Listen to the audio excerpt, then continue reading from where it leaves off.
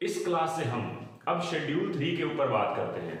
मैंने आपको पहले से ही बताया है कि लास्ट क्लास में कि शेड्यूल 3 जो है कंपनीज एक्ट का, इसमें 3 डिविजन्स हैं। हमारे ऊपर कौन सी एप्लीकेबल है, हमारे सिलेबस में कौन सी है, डिवीजन 1, ठीक है। डिवीजन 2 और डिवीजन 3 हमने नहीं पढ़नी, ठीक है। तो डिवीजन 1 की अब मैं बात करूं तो इसके अंदर 2 पार्ट हैं। एक पार्ट 1 हमारा किसका है, फॉर्मेट ऑफ बैलेंस शीट का, और पार्ट 2 किसका है, statement of profit and loss का। मैंने आपको बताया कि प्रॉफिट एंड लॉस अकाउंट पहले हम बोलते थे ना, जो आप नॉर्मल सोल प्रोप्राइटर या पार्टनरशिप फर्म के केस में, अब यहां पे आप क्या बोलेंगे, statement of profit and loss, ठीक है। यहां पे टू और बाय का यूज नहीं होगा। और दूसरी बात, जो आपका पहले वाला फॉर्मेट था ना, प्रॉफिट निकालने का, मतलब trading and profit and loss का और बैलेंस शीट का, वो था आपका हॉरिजॉन्टल फॉर्मेट था। ये आपका वर्टिकल फॉर्मेट है। अगर मैं बात करूं बैलेंस शीट में, पहले आपकी लायबिलिटीज आएंगी, फिर उसके नीचे ही, उसी के नीचे ही चलती जाएंगी, वो क्या आएंगी, एसेट्स। तो पहले मैं लायबिलिटीज पे बात करता हूं, ठीक है। एक एक करके मैं पॉइंट उठाऊंगा और सारे के सारे मैं आराम से धीरे धीरे कवर करूंगा। कुछ भी ऐसा नहीं होगा जो हम जल्दी जल्दी में करेंगे, ठीक है। अब ध्यान से सुनना एक बार, ठीक है। देखो मैं आपको ये बताऊं, आपकी बैलेंस शीट की 2 साइड्स होती है, एक लायबिलिटी और एक एसेट्स। अब बात यह है कि लायबिलिटी साइड में कौन सी लायबिलिटी होती है, एक तो ओनर वाली, जो हमने ओनर को देना है, मतलब इंटरनल लायबिलिटी। एक होती है एक्सटर्नल लायबिलिटी। अभी मैं एसेट्स पे बात नहीं कर रहा, अभी मैं सिर्फ लायबिलिटी की बात कर रहा हूं। लेकिन कंपनी एक्ट ने अपने शेड्यूल 3 में फॉर्मेट को क्या बोला, इक्विटी एंड लायबिलिटी। मान के चलता हूं कि आप कंपनी वाली बुक पढ़ के आए हैं, मतलब ये एनालिसिस वाली जो बुक कर रहे हैं, ये कंपनी वाला फॉर्मेट, वो कंपनी वाले जो चैप्टर्स हैं वो पढ़ के आए हैं। तो वहां पे आपको पता होगा कितने टाइप के शेयर्स होते हैं, जैसे इक्विटी शेयर्स हो गए, प्रेफरेंस शेयर्स हो गए, ठीक है। तो इक्विटी शेयर्स, यहां पे एक वर्ड आ रहा है कि आप लायबिलिटी वर्ड मत बोलो, आपकी इंटरनल लायबिलिटी जो है ना, जो आपने मालिकों को देनी है पैसे, या मालिकों के प्रति आपकी जो लायबिलिटी है, उसको आप बोलेंगे इक्विटी। और जो एक्सटर्नल लायबिलिटी है उसको आप एक्चुअल में क्या बोलेंगे, लायबिलिटी, ठीक है। तो ये जो हमारा फॉर्मेट है ना, ये इक्विटी एंड लायबिलिटी हो गया। अब हमारा सिर्फ लायबिलिटी नहीं है, लायबिलिटीज नहीं है, अब हमारी इक्विटी एंड लायबिलिटीज है। इक्विटी में क्या आएगा, हमारा शेयर होल्डर से रिलेटेड पैसा ही होगा, ठीक है। चाहे वो शेयर होल्डर कोई भी हो, चाहे वो इक्विटी शेयर्स हो, चाहे प्रेफरेंस हो, इक्विटी नाम से मत वो होना, इक्विटी का मतलब मालिकों का पैसा। अब बात करते हैं आगे। देखो जब आप 11th क्लास में जब आप फाइनेंशियल स्टेटमेंट बनाते तो कैपिटल में नेट प्रॉफिट ऐड कर देते थे, ड्रॉइंग लेस कर देते थे। यहां पे ऐसा नहीं होगा, आपको 2 अलग अलग पार्ट बनाने पड़ेंगे। जैसे मैं सबसे पहले बात करूं आपकी इक्विटी एंड लायबिलिटी में, अभी मैं बात कर रहा हूं सिर्फ इक्विटी की। इक्विटी के अंदर आप क्या करेंगे, सबसे पहला आपका जो हेडिंग है वो है share holder fund, share holders का पैसा, शेयर होल्डर्स की लगाई हुई पूंजी या उनकी कमाई हुई पूंजी। देखो शेयर होल्डर फंड के अंदर सबसे पहले नाम आता है शेयर कैपिटल। इसको मैं कौन सा पैसा बोलूंगा, जो मालिकों ने पैसा लगाया है, ठीक है। तो मैं इसको बोलूंगा लगाया हुआ पैसा, जो उन्होंने पैसा लगाया है। फिर रिजर्व एंड सरप्लस में क्या आएगा, जो उन्होंने कमाया है, मतलब हमारे बिजनेस में पैसा लगा के जो उनकी कमाई पड़ी हुई है, इसको मैं क्या बोलूंगा, कमाया हुआ पैसा। लगाया हुआ पैसा और कमाए हुए पैसे को अलग अलग रखते हैं, ठीक है। क्योंकि आप शेयर कैपिटल में सिर्फ फेस वैल्यू को लिखते हैं, मैं वही बात बोल रहा हूं, आप कंपनी के चैप्टर्स पढ़ के आए हैं, इसीलिए हम शेयर कैपिटल को अलग रखते हैं। और जो भी उतना उन्होंने ऊपर कमाया है वो सारा का सारा, जो चाहे बिजनेस करके कमाया है, चाहे रिवेन्यू प्रॉफिट है, चाहे कैपिटल प्रॉफिट है, ठीक है। चाहे मान लो जैसे कैपिटल प्रॉफिट क्या हो सकता है, अगर मैं शेयर से रिलेटेड ही बात करूं तो आपने जब शेयर्स इशू करे, शेयर्स इशू करने पे प्रीमियम मिला, वो यहीं पे तो आएगा। या फिर वैसे हमने कोई कमाई की, नॉर्मल जो हमारा बिजनेस था, बिजनेस से जो भी कमाया वो यहीं पे होगा, रिजर्व एंड सरप्लस में। आप 11th में पता है क्या करते थे, कैपिटल में ही नेट प्रॉफिट ऐड कर देते थे, यहीं पे ड्रॉइंग लेस कर देते, एडिशनल कैपिटल यहीं पे ऐड कर देते थे। यहां पे ऐसा नहीं है, लगाया हुआ पैसा अलग, कमाया हुआ पैसा अलग, ठीक है। अब उसके बाद बात आती है money received against share warrant. देखो क्या होता है, कई बार ना कंपनी के पास ना रिक्वेस्ट बहुत ज्यादा आती है शेयर्स की, बहुत से लोग अप्लाई करते हैं, ओवर सब्सक्रिप्शन हो जाती है, क्योंकि आपने पढ़ रखा है। ये मैं पहले एज्यूम कर रहा हूं कि आप कंपनी पढ़ के ही ये वीडियो देख रहे हैं, कंपनी वाला चैप्टर पूरे पढ़ के, issue of share, issue of debentures, ये पढ़ के ही आप ये वीडियो देख रहे हैं। ठीक है। तो मालिक के पास क्या होता है, सॉरी क्या बोल रहा था मैं, शेयर्स जब आप इशू करते हैं तो ओवर सब्सक्रिप्शन हो जाती है। वो जो ओवर सब्सक्रिप्शन होती है कंपनी क्या करती है, उनका पैसा रिफंड कर देती है इन जनरल तो। लेकिन क्या होता है कि ना कंपनी वारंट भी इशू कर सकती है। वारंट का मतलब क्या है, उनसे पैसा तो मिल गया है लेकिन उसके बदले में ना, उस वारंट के बदले में कंपनी फ्यूचर में जब भी दोबारा शेयर्स इशू करेगी तो जिनके पास वारंट है ना उनको पहले शेयर्स देगी।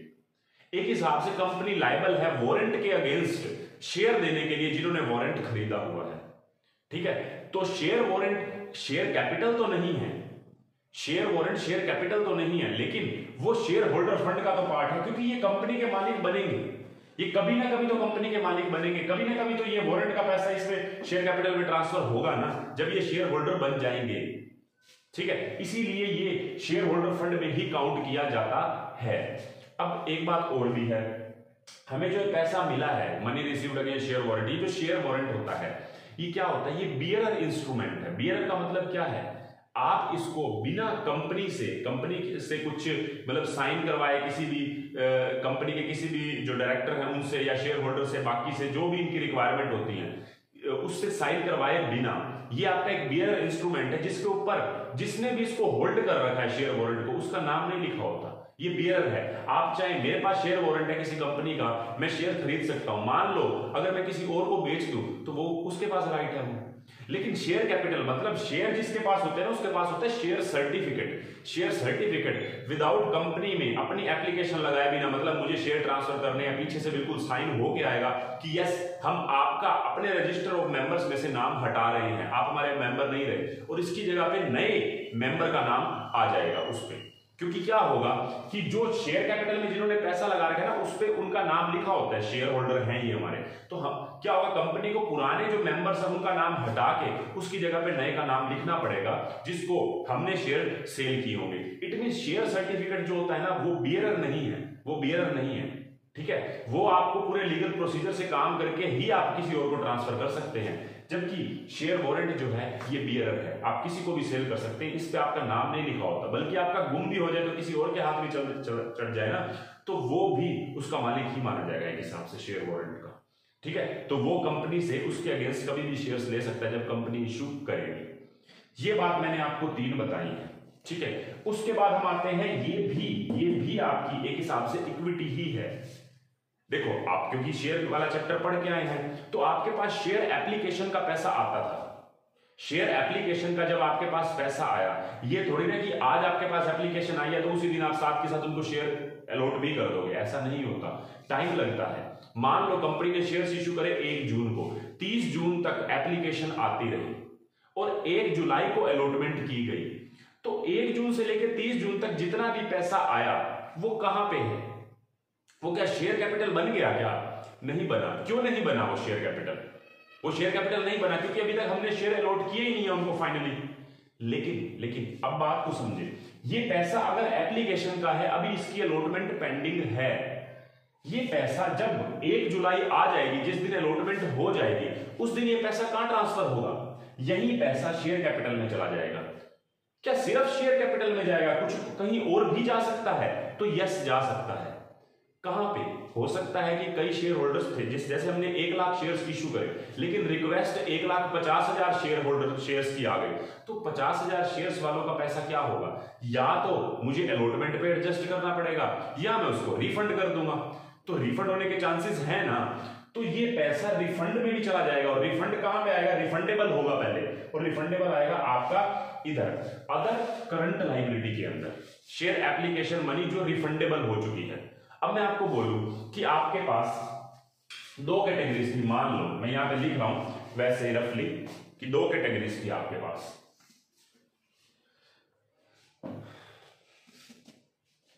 आपके पास रिक्वेस्ट आई 1,20,000 शेयर्स की और उनको आपने 1 लाख शेयर्स देने हैं, और हमने कैसे किया कि 1 लाख वालों को पूरे 1 लाख दे दिए और 20,000 वालों को हमने नील कर दिया। मतलब इनको तो हमने दिए ही नहीं शेयर्स, इनको तो हमने दिए ही नहीं। अगर जब इनको नहीं दिए तो ये कहां चले जाएंगे? रिफंडेबल में। मतलब 1 लाख शेयर्स पे अगर मान लो 2 रुपए एप्लीकेशन का पैसा था तो 1,20,000 इंटू 2 मेरे पास आए थे 2,40,000 रुपए। मैं मानता हूं, मैं मान के चल रहा हूं, आपको बात समझ आ रही है क्योंकि आप शेयर्स वाला चैप्टर करके आए हैं। 1,20,000 इंटू 2 मतलब 2,40,000।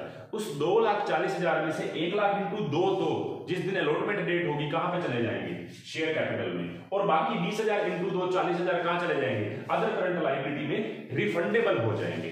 ठीक है, उसके बाद मैं आगे फर्दर बात करता हूं।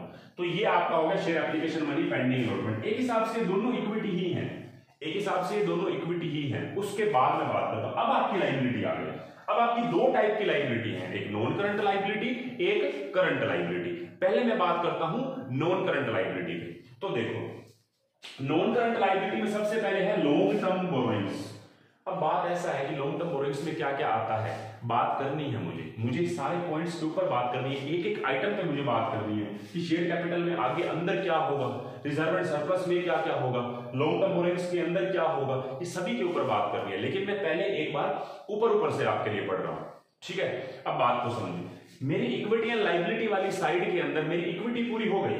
पहले 2 पॉइंट इक्विटी के थे, अब मेरे लायबिलिटी के हैं। लायबिलिटी 2 तरीके की हैं, एक नॉन करंट है जो लंबे टाइम के लिए है, ठीक है, और जो करंट है वो शॉर्ट पीरियड के लिए विद इन 12 मंथ जिसको हम सेटल कर सकते हैं या ऑपरेटिंग साइकिल में जो सेटल हो जाएंगे। अब आप कहेंगे ऑपरेटिंग साइकिल क्या है, तो इसके ऊपर मैं फर्दर बात करूंगा। ठीक है, फिलहाल मैं बात कर रहा हूं कि नॉन करंट लायबिलिटी के अंदर क्या क्या आता है। सबसे पहले long term borrowings. Long term borrowings का जो आपने लंबे टाइम के लिए उधार लिया है, जैसे देखो बिजनेस को पैसा चाहिए, बिजनेस क्या करेगा, शेयर्स इश्यू कर देगा। क्या शेयर इश्यू करने से ही काम चल जाएगा? कई बार क्या होता है कि मालिक अपना पैसा नहीं फंसाना चाहते, बाहर से उधार लेते हैं, वो उस उधारी के थ्रू ही अपना पैसे का भुगतान करना चाहते हैं, मतलब जो भी आपकी उनकी लायबिलिटी है बाहर से उधार लेना ज्यादा प्रेफर करते हैं, मतलब रिस्क कम होता है, अपना पैसा डूबेगा। तो इस चक्कर में क्या है कि लॉन्ग टर्म बोरोइंग्स का एक ऑप्शन है जिसमें डिबेंचर्स हो सकते हैं, डिबेंचर्स। ठीक है, डिबेंचर्स हो सकते हैं, पब्लिक डिपॉजिट्स हो सकते हैं, बॉन्ड्स हो सकते हैं, सभी के ऊपर हम बात करेंगे। ठीक है, डिबेंचर्स आपने पढ़ रखा है वैसे भी चैप्टर। ठीक है, अगर कंपनी को और फंड्स की जरूरत है, शेयर्स इशू करने की बजाय कंपनी क्या कर सकती है, डिबेंचर इशू कर सकती है। तो लॉन्ग टर्म बोरोइंग्स में ये आएगा। उसके बाद deferred tax liability. Deferred tax liability क्या होती है, हालांकि ये आपके सिलेबस में नहीं है। ठीक है, ये आपके सिलेबस में नहीं है। वैसे आपको सही बताऊं तो ये भी आपके सिलेबस में ये डिस्कस नहीं होगा, ये भी आपके सिलेबस में डिस्कस नहीं होगा, ये दोनों नहीं है। और डेफर्ड टैक्स लायबिलिटी भी नहीं है, लेकिन क्योंकि मुझे थोड़ा सा तो बताना है। देखो होता क्या है, हमने ना अपनी अकाउंटिंग इनकम काउंट करी, और अकाउंटिंग इनकम काउंट करने के बाद हमारा ना उस अकाउंटिंग इनकम पे टैक्स बन रहा था। चले मैं पहले बोलता हूँ कि आपकी अकाउंटिंग इनकम जैसे मान लो बनी 5 लाख रुपए, और उसके ऊपर 30%, मैं अपनी मर्जी से बता रहा हूँ 30% रेट। इनकम टैक्स के क्या रूल्स हैं वो आपको ज्यादा अच्छे से पता होगा। ठीक है, मतलब अगर आप पढ़े होंगे तो ठीक है, वैसे तो आप 12th क्लास में तो क्या पढ़े होंगे। तो 30% मान लो रेट है, 5 लाख रुपए, 5 लाख रुपए कंपनी कह रही है कि हमारी इनकम है, अकाउंटिंग इनकम। उस 5 लाख के ऊपर 30% टैक्स कितना बनेगा, 1,50,000 रुपए। लेकिन अगर मैं इनकम टैक्स के रूल्स के अकॉर्डिंग चलूं ना, वो इनकम 4 लाख बन रही है। अब 4 लाख का 30% तो बनता है 1,20,000। गवर्नमेंट कह रही है हमें 1,20,000 दे दो, हमने आपसे 1.5 लाख नहीं मांगे क्योंकि हमें लगता है कि आपकी इनकम 4 लाख रुपए है।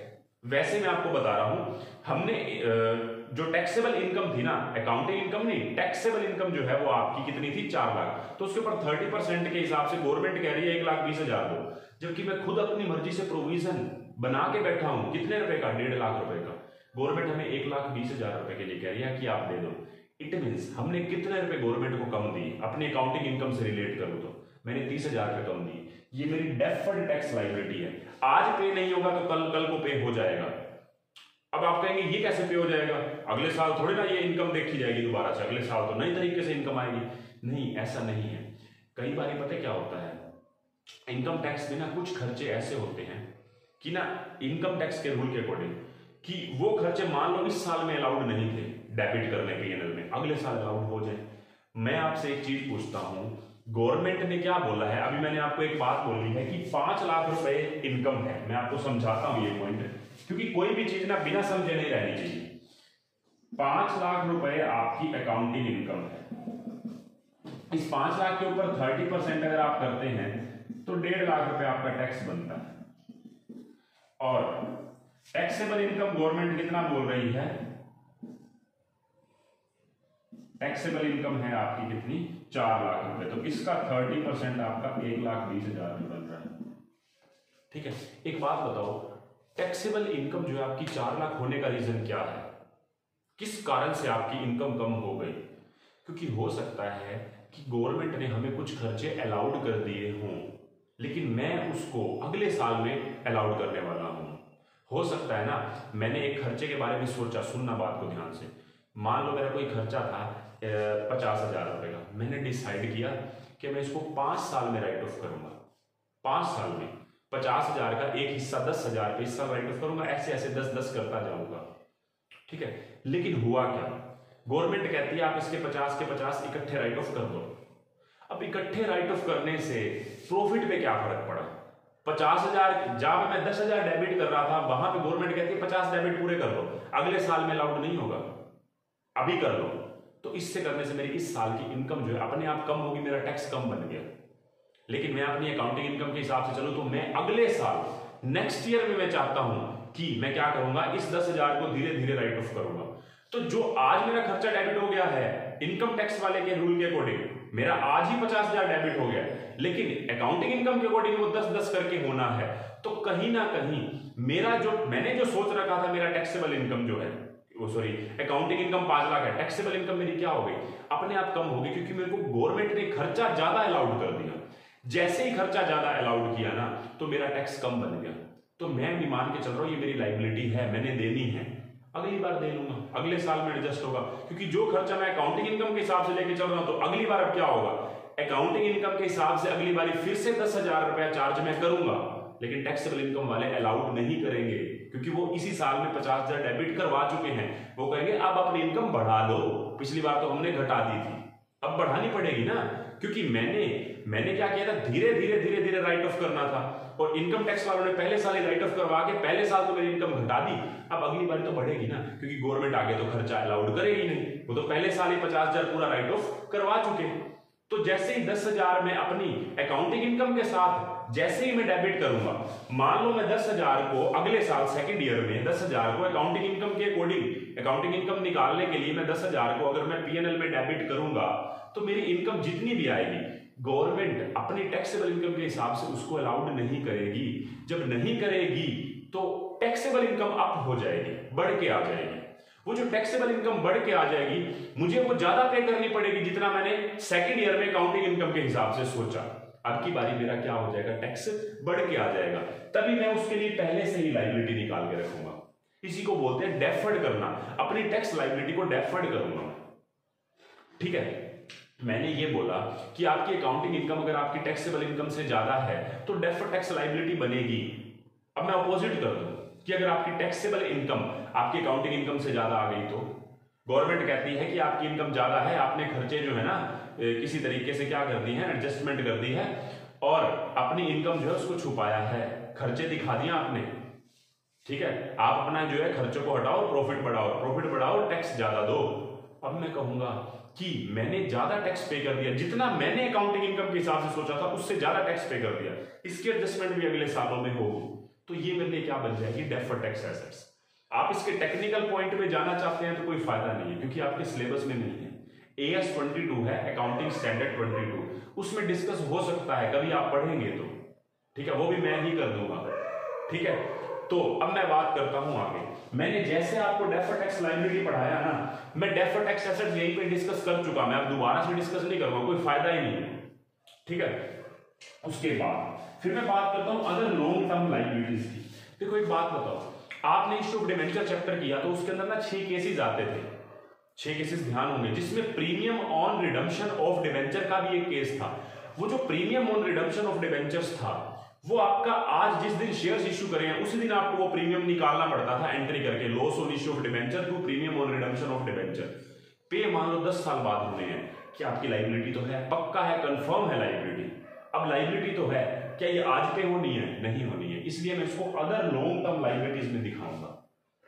ठीक है, उसके बाद बात आती है लॉन्ग टर्म प्रोविजंस की। प्रोविजंस मतलब non liability but amount is not certain. इसमें दो टाइप के प्रोविजन होंगे, लॉन्ग टर्म भी होंगे, शॉर्ट टर्म भी होंगे। ऐसी लाइबिलिटी जो कंफर्म है लाइबिलिटी है बट उसका अमाउंट मैं नहीं निकाल पा रहा, ठीक है। अब बात आती है लॉन्ग टर्म प्रोविजन में क्या आएगा, जैसे employees provident fund, gratuity fund, superannuation fund, जो हमारे क्या है, जिनको हमें लॉन्ग पीरियड में कभी ना कभी पे करना है, ठीक है। तो ये हमारे लॉन्ग टर्म प्रोविजंस हो गए। उसके बाद बात आती है करंट लाइबिलिटी। करंट लाइबिलिटी में सबसे पहले मैं बात करता हूं शॉर्ट टर्म बोरोइंग्स की। शॉर्ट टर्म बोरोइंग्स में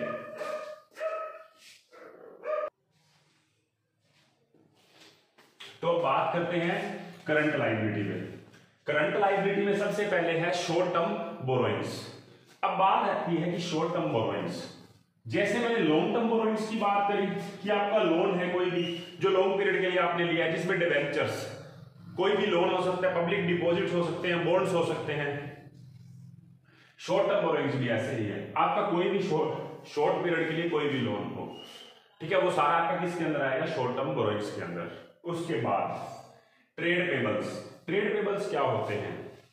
ट्रेड पेबल्स का मतलब क्रेडिटर्स और बीपी। क्रेडिटर्स और बीपी, क्रेडिटर्स कौन से, जो आपके बिजनेस से रिलेटेड हैं। बिजनेस मतलब आपके जो सप्लायर्स हैं, एक हिसाब से उन सप्लायर से जो आपने पैसा, जो सामान लिया है, जो माल लिया है, उसके बदले में आपने पैसा देना है। और वैसे ही बिल्स पेबल है, जब आप किसी ने बिल ड्रॉ किया, जो आपका सप्लायर है, और आपने उसके ऊपर साइन कर दिया, तो आपका बीपी है। ये तो आपको ऑलरेडी जानते हो। उसके बाद बात आती है कि जो लाइबिलिटी इसके अंदर कवर नहीं होती, कोई भी लाइबिलिटी, वो अदर करंट लाइबिलिटी में जाएगी, जिसमें बहुत सारी, जैसे कोई इंटरेस्ट एक्रूड हो गया, डिविडेंड पेबल हो गया, आउटस्टैंडिंग एक्सपेंस हो गया, अनअर्न्ड इनकम हो गया, बहुत सारे नाम हैं। उसके बाद शॉर्ट टर्म प्रोविजन, जैसे लॉन्ग टर्म प्रोविजन है जिसकी पेमेंट लंबे टाइम बाद होनी है, कभी अमाउंट इसका सर्टेन नहीं हो पा रहा, लाइबिलिटी सर्टेन है, वैसे ये भी लाइबिलिटी सर्टेन है बट इसका अमाउंट सर्टेन नहीं हो पा रहा।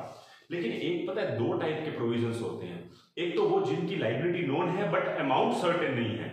कुछ ऐसे होते हैं जो एसेट्स की वैल्यू को रिड्यूस करने के लिए काम आते हैं, जैसे provision for doubtful debts, provision for depreciation. तो ये जो प्रोविजंस है ना, ये भी काउंट होते हैं। तो प्रोविजन फॉर डाउटफुल डेट्स इसी के अंदर ही आएगा, ठीक है। तो मैंने आपको जो इस क्लास में बताया है ना, वो मैंने इक्विटी एंड लाइबिलिटी, मतलब लाइबिलिटी साइड के ऊपर बात की है। इसके अंदर की हेडिंग्स के ऊपर भी बात करेंगे, फिलहाल नहीं, नेक्स्ट क्लास में हम इसी के ऊपर ही बात करेंगे।